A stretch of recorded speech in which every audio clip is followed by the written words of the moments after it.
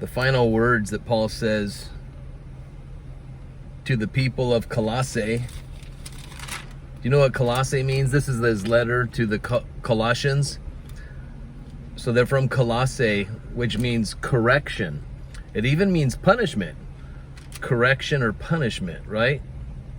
You feel like you're always being punished by God? I hear it a lot. Hey, God is punishing me, punishing me, punishing me.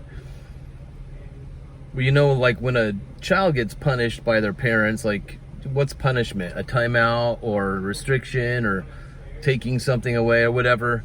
It's for their correction. If it's abuse, that's a whole different thing, right? But punishment for correction. So these guys live in a place of correction, right? And Paul writes a lot of things to them. It's a very powerful. If you read this letter, it's powerful. Do you know he was in prison? They say he wrote this letter to Colossians around the same time he wrote to the people in Ephesus, the Ephesians. He was in prison. So the very final words of Paul, chapter 4 of Colossians, he says, I, Paul. Do you know Paul means small or little one? Small or little one. I, Paul, write this greeting with my own hand. This small or little one, by name meaning, sure did write some powerful, huge things, didn't he? Great things. In fact, if you go to, let me just show you real quick, Galatians chapter 6. I like this. Galatians 6. Paul, whose name means small or little, what's he say in verse 11? He says, see with what large letters I am writing to you with my own hand. Large letters. Perikos is the word pelikos. It means how large or how great. How large or how great. Pelikos. Pelikos. It's almost like saying all caps, baby. I am writing to you in all caps. Like if somebody today writes with all caps, it means they're trying to make bold letters so they stand out, right? Like putting an exclamation mark behind each letter. Some people think that Paul said that because he had this goopy eye disease, you know? Oh, I have a goopy eye disease, and so I have to write with all big letters. My eyes have disease in them. And Paul, the guy that was passing around his handkerchiefs, oh, let me use these handkerchiefs to wipe my eye disease off, and then what, gives them to other people so if they wipe their face with them, they're gonna get healed? That even makes sense to you? No, sorry, that's a false thing about Paul. I don't know how people got that, this goopy eye disease thing that Paul had. Anyway, all caps. So this guy whose name means small, he says, I, Paul. Oh, I better roll my windows up. This guy's got a truck right next to me. It's just a hot day, man. My air conditioning's not working in my car. So he says, I, Paul, write this greeting with my own hand. Remember my chains, and grace be with you. So he ends it with grace. Right there in the center of the sentence, he says, remember my chains. That's like a name of a song. Remember my chains. It's a song title, right? Remember my chains. Why does he say remember his chains? Because this guy got beaten so many times. He was arrested so many times. Chains, who knows, on his ankles. Maybe they were around his wrists too. Maybe he had a hard time writing this letter in chains, right? Remember my chains, you guys. I wrote this with my own hand, and guess what? It's in chains. I could have been shackled by his ankles and his wrists. But he still wrote this letter because grace is so important. Don't forget grace. In fact, you know, he was beaten because of this gospel that he was preaching and doing. He just wasn't speaking the gospel, he was doing the gospel. In fact, you know, in verse 6 of chapter 4, he says this. He says, let your speech always be gracious, seasoned with salt, so that you may know how you ought to answer each person. How should you answer each person? When you're doing it in grace, means it's seasoned with salt when it's in grace, right? Let your speech always, your speech is your logos, the words that come out of you, the logos. He says always, or pantote, which means at all times. And he says be gracious, or in Greek it's encharis, C-H-A-R-I-S, encharis. It means in grace. Let your speech always be in grace. I mean, that's like, wow. I think that if you read that, you might be like, how is that even possible? I mean, even James says that if you could control your tongue, that little member inside your mouth, you'd be a perfect person. Because he says, but what happens is just one little spark that comes out of our mouth, it can burn a whole forest down.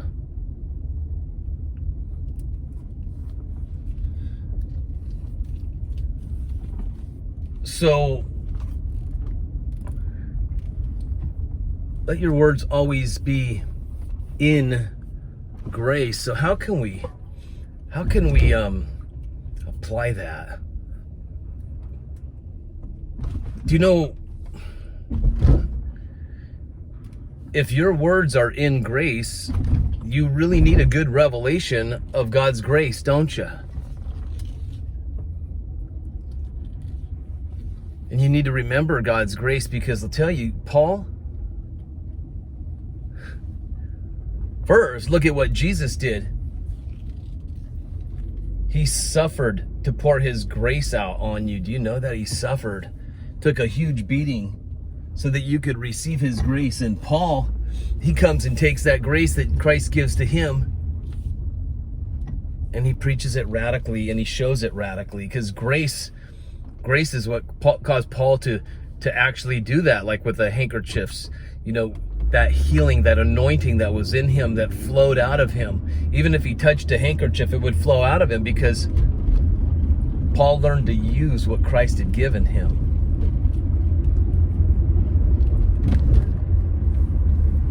Paul was a guy that was once a Pharisee of Pharisees, a law preacher. As far as the law went, Paul's standards were high, man. Pharisee of Pharisees, a law-abiding person of law-abiding persons, right? Very, very religious. As far as religion goes, outstanding. But it's amazing that when Paul was doing all this good religious stuff according to the law, that's not when he was setting people free and healing them of their sicknesses. He wasn't casting out demons. He wasn't raising the dead or healing the sick.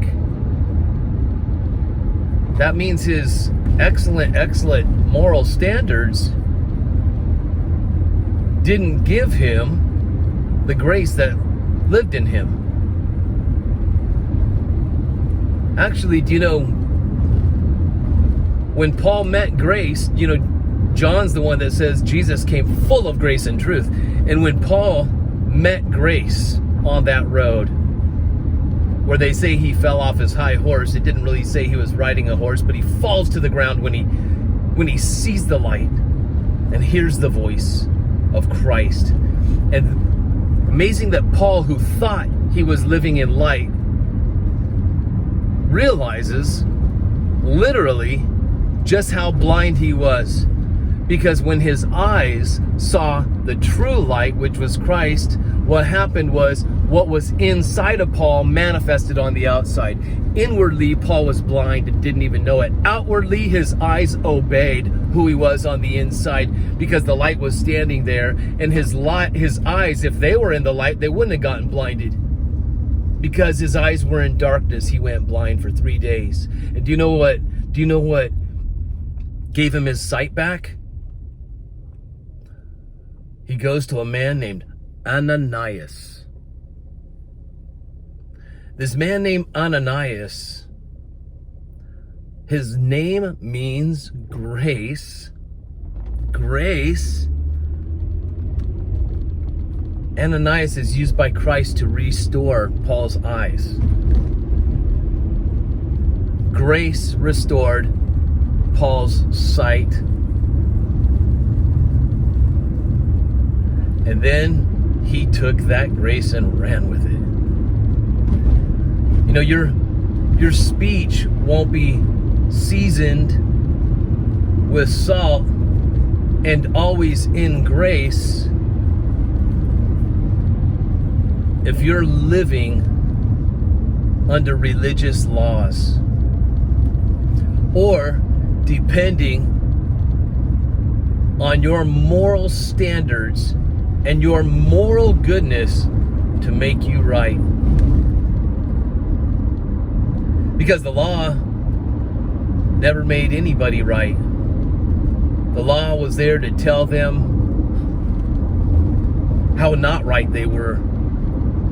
The law told them, you're missing the mark, you're missing the mark, you're missing the mark. Unrighteous, unrighteous, unrighteous.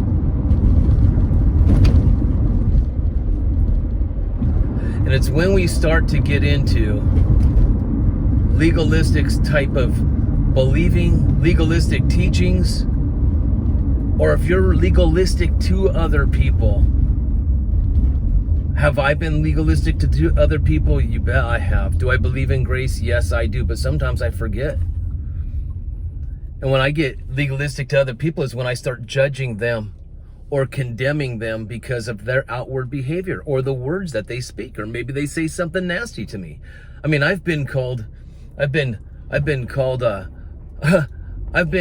a worthless piece of bleep. A worthless piece of you know what. And you know what? I could say, well, you know, I could lash out and I could call things back too, you know, when somebody says that to me. And if I'm lashing back, the truth is, it might be because I have been battling feeling like a worthless piece of you know what. And maybe I'm trying to see value in me the way God does, because God so loved, he so valued everyone, even the worst of the worst, that he gave his own son. And his son was beaten to a pulp for the worst of the worst people. And maybe I battle that all the time. I'm the worst of the worst. I'm valueless. This person's right. I am a worthless piece of But you know what? That piece of might not be so worthless, because I'll tell you what, the trees value it if you put it in their soil. Plants value it if you put it in their soil. That air that you breathe out of your mouth, called carbon dioxide, that stuff you breathe out of your mouth, it might be worthless and valueless in your eyes and other people's eyes, but the trees, they appreciate it, don't they? Because that's their oxygen. Your carbon dioxide is their oxygen, and their carbon dioxide is your oxygen. They breathe out oxygen, you breathe out carbon dioxide. While you're breathing in their oxygen, they're breathing in your carbon dioxide. There's an exchange. So maybe even if you feel valueless because somebody convinced you, or you've been convincing yourself all your life, or whatever it is, maybe even if you could understand that worthless stuff has value in some form, I've been told that I'm full of demons. Man, I thought I was full of the Holy Spirit. But if somebody says you're full of demons, maybe that's how they see me. They see me full of demons, and maybe that person is a believer. They know that I'm a believer, but they say I'm full of demons. Why is that? Because of my actions, because of my words, maybe because of something they don't approve of me. Maybe I lashed out at them and said a bunch of bad stuff too. What stirs up that anger? Probably, most likely, because we believe that about ourselves, and we've been trying so hard to believe in God's grace, that righteousness came as a free gift to us, that we have value in God's eyes. But we lash out when we forget about that value, and we lash out when we forget about His grace. You know, the problem with, if I were to talk that way to somebody and call them the, worthless, and full of demons, or any other names, whatever, there's plenty of names we call people, most likely it's because I have forgotten, or I am forgetting about His grace and what His grace has done for me. Maybe I'm lashing out at somebody and calling them names and angry, and my words aren't in grace. Why aren't my words in grace? Why aren't the words that are in me coming out in grace, from grace? Because maybe I started getting legalistic on myself. Maybe I started trusting my value by what I'm doing for God, or maybe even what I'm doing for others, because that's how others value me. What am I doing for them? What am I doing? What's He doing for me? And that's how they see value in me. What am I doing for them? Maybe I start believing that's how God sees value in me, is what I'm doing for them, for Him. Maybe that's what your parents, they showed you the only value you have is, what are you doing for me, your parent? What are you doing? So we believe God sees us that way, and we start to believe in that ourselves. And so what do? We feel valueless. We start getting legalistic. And then what happens is that law stuff starts coming out, legalistic stuff, telling people how they're missing the mark and missing the mark. That's what the law does. We got righteous by the abundance of God's grace. Romans 5:17, Paul said that. By the abundance. It doesn't say by a little bit of your works and a little bit of God's grace, or a bunch of your works and then take a little bit of God's grace. No, it's by the abundance of grace, you've been made the righteousness of God. 2 Corinthians 5:21 even says, you are made the righteousness of God. I mean, to be the righteousness of God. So you get righteousness as a free gift through the abundance of God's grace, Romans 5:17. And then 2 Corinthians 5:21, you're made the righteousness of God.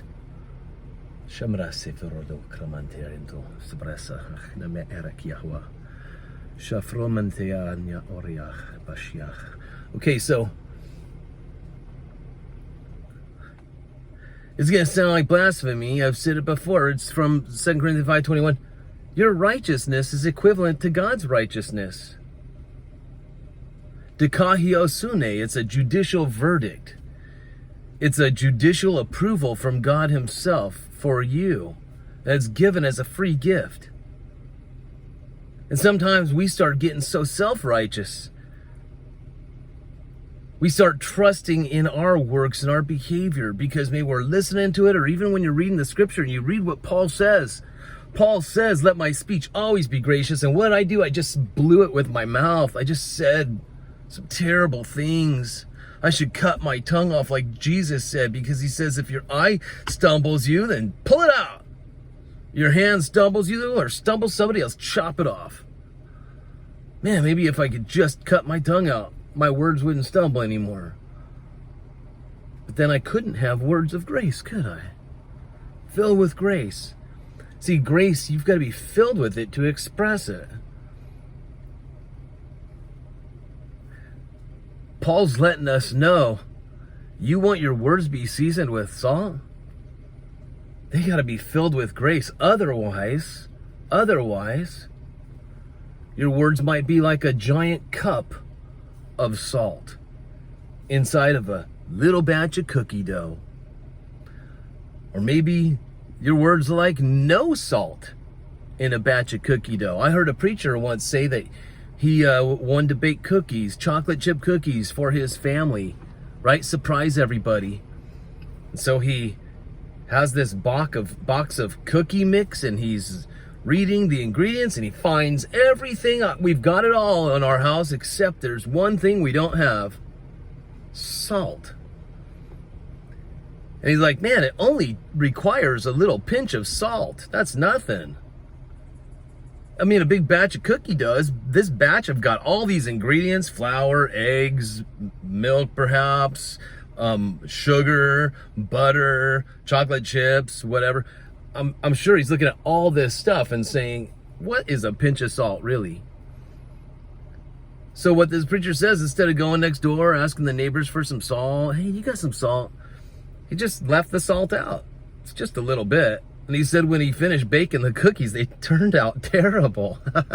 He said that little bit of salt made a huge difference, right?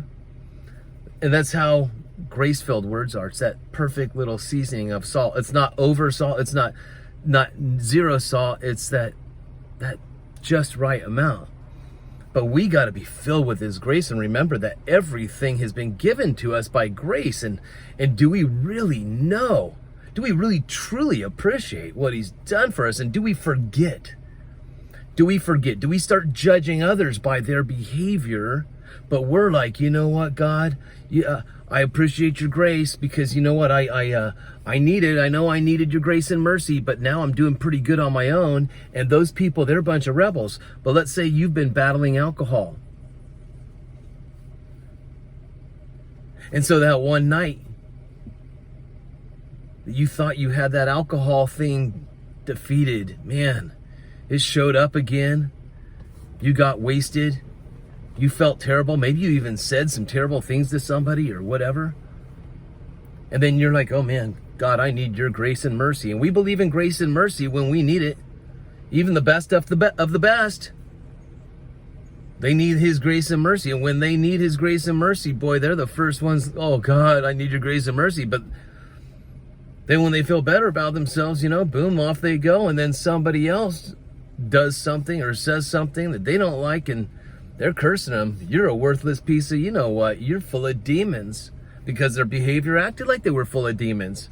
Or maybe their behavior seemed to be worthless and weren't gracious and full of, and seasoned with salt. But maybe that person doesn't remember about God's grace either. That's why we remind each other of his grace and live in this grace. I need it every day.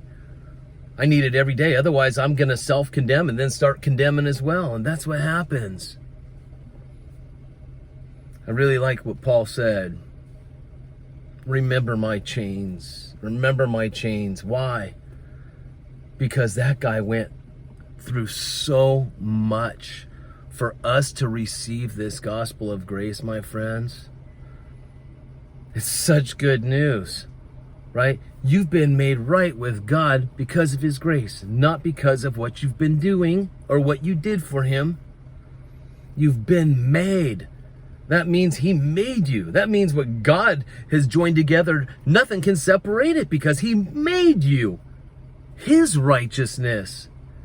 That's pretty righteous, to be the righteousness of God. That God sees you like that, a reflection of himself. Only grace can do that for you. Only receiving that as a free gift. You can't pay for it and you can't work for it. And you can't earn it. No way. And we forget it. We forget it. We've got to be reminded of this gospel, you guys.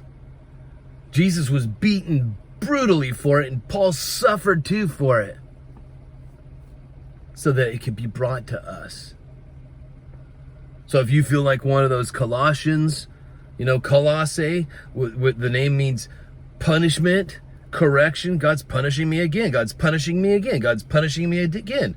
Why? Maybe he's trying to correct you, and he's always doing it out of love. I know, I get it all the time. You must love me a lot, God. All right, guys, I hope this message has blessed you.